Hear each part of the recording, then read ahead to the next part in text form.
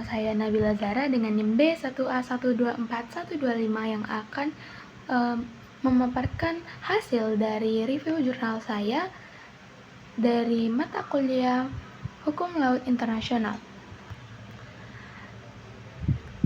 yaitu sebuah review jurnal yang berjudul Pertanggungjawaban Negara Cina Akibat Pencemaran di Laut Cina Selatan.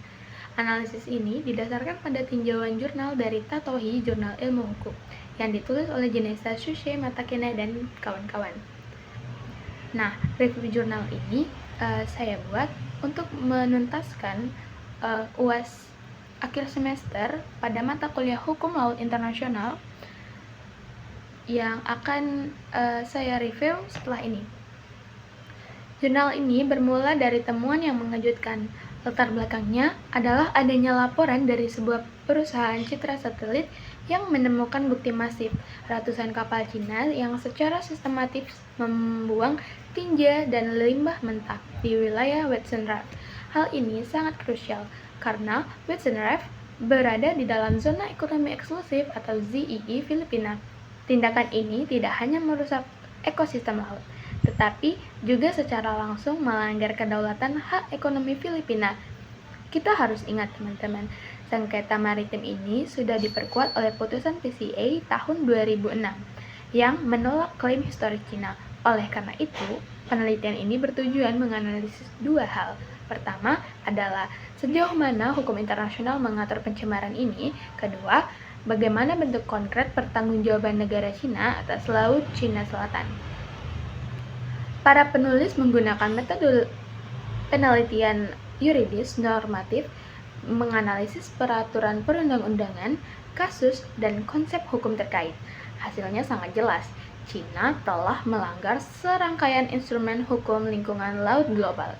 Secara umum, Cina melanggar Deklarasi Stockholm 1979 dan Deklarasi Rio 1992, khususnya prinsip 21 dan 22, yang menyatakan bahwa negara memiliki tanggung jawab untuk memastikan bahwa kegiatan di bawah yurisdiksi atau kontrol mereka tidak menyebabkan kerusakan lingkungan di luar batas nasional mereka.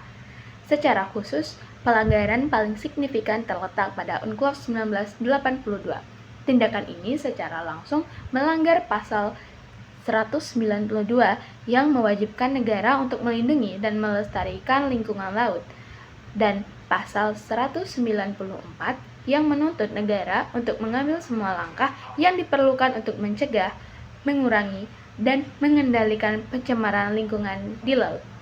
Lebih jauh lagi, pembuangan kotoran kapal itu sendiri melanggar MARPOL 73 atau 78, sebuah konvensi yang berfokus pada pencegahan pencemaran oleh sewage dari kapal. Intinya, tindakan Cina adalah tindakan melawan hukum internasional. Penting untuk ditekankan bahwa masalah ini bukan hanya masalah lingkungan semata, tetapi juga isu kedaulatan. Dengan melakukan pencemaran di ZEE Filipina, Cina melanggar hak berdaulat Filipina. Berdasarkan UNCLOS pasal 56 dan 58, Filipina memiliki hak eksklusif untuk konservasi dan pengelolaan sumber daya alam di wilayah tersebut. Kerusakan lingkungan yang ditimbulkan oleh limbah Cina secara langsung merusak hak ekonomi dan ekologis Filipina. Jadi, kasus ini adalah pelanggaran ganda, pelanggaran kewajiban lingkungan universal, dan pelanggaran hak kedaulatan negara pesisir.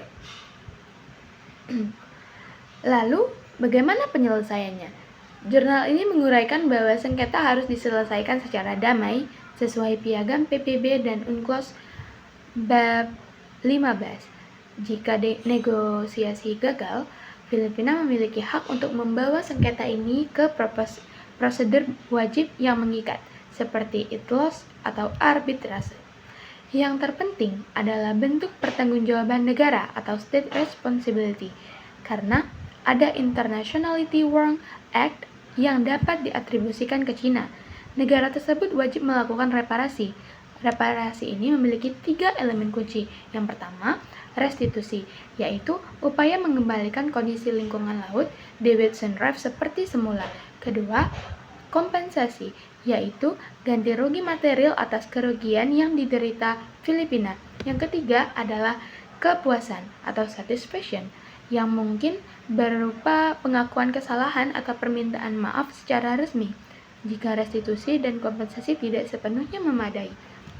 Jadi, sebagai penutup, jurnal ini menyimpulkan dengan tegas bahwa Cina telah melalaikan kewajiban hukum internasionalnya dan harus memikul pertanggungjawaban atas kerusakan lingkungan dan kerugian yang ditimbulkan kepada Filipina dan lingkungan laut global. Analisis ini menjadi pengingat penting bagi kita semua bahwa dalam menghadapi krisis lingkungan global, penegakan hukum lingkungan internasional melalui mekanisme pertanggungjawaban negara adalah kunci untuk menjaga keberlanjutan ekosistem laut. Sekian review jurnal dari saya. Wassalamualaikum warahmatullahi wabarakatuh.